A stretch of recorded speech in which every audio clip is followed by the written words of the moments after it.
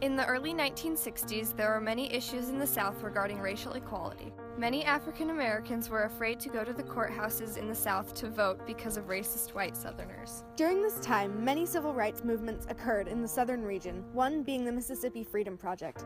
This project took place in the summer of 1964, and many people risked their lives in order to promote racial equality.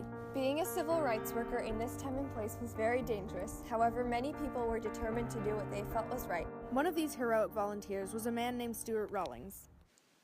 In March of 1964, Stuart Rawlings was a student at Stanford University. Inspired by a speech delivered by Dr. Martin Luther King Jr., Rawlings decided to travel to Mississippi to help African Americans be treated equally by the rest of the state.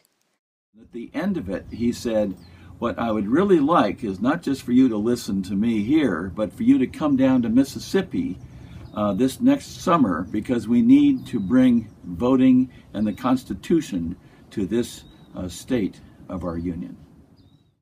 The first step was to make sure that African Americans in the area were not being denied the right to vote, as this right was explicitly protected by the Constitution. And the laws of Mississippi were such that white people, when they applied to vote, they'd be given just a little thing that you'd fill out, about 5 questions. African Americans or Negroes had to fill out pages and pages, and questions like, how do you interpret this section of our Constitution, and what's the answer for this, which most people would just not know at all. So almost all African Americans were failed the test, and pretty much all whites passed it. So that was the situation. There were only a handful of blacks, we would say, that could vote in Mississippi at that time. Rawlings flew into Mississippi, then traveled around the neighborhoods in the state trying to convince black people to vote. This was a very difficult task, as many African Americans were afraid to go down to the courthouses for fear of being attacked by white racists. I decided that I wanted to go right to the heart of what was happening. So I went door to door in the black community trying to encourage people to vote.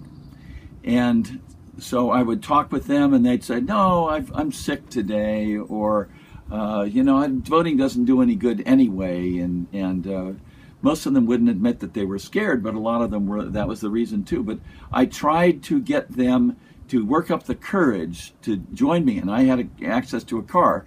I'd get maybe 5 or 6 potential voters in a car, and we'd all go down to the courthouse. Rawlings and the other volunteers faced many dangers during this project and had to be in a state of constant vigilance in case something happened. Every minute we were worried. Every car that came by, we were looking at it to see whether there might be people coming out to hit us with pipes. I've got some pictures here again of people who were hit by pipes right near where I was working. The day before I left for Mississippi, 3 civil rights workers were killed in Neshoba County, just north of where I was working. And so again, we didn't know whether we would be just slaughtered as we crossed the border or not. But we were ready to just stand in our nonviolent way up to this racist regime there.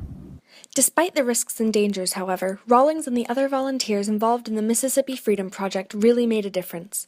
More and more African Americans began to vote, and soon other things, places, and activities became integrated as well. The black people had been subjugated for centuries, right? But all of a sudden, there were a lot more black people that could vote, and there were not long afterward, the motels were integrated, the movie theaters, the libraries, all of these places had been segregated before. I went back 5 years later, and I tried to see what changes had happened. I was welcomed at that time. Everything was integrated. It's amazing. Even the schools were integrated by then. So integration had taken place.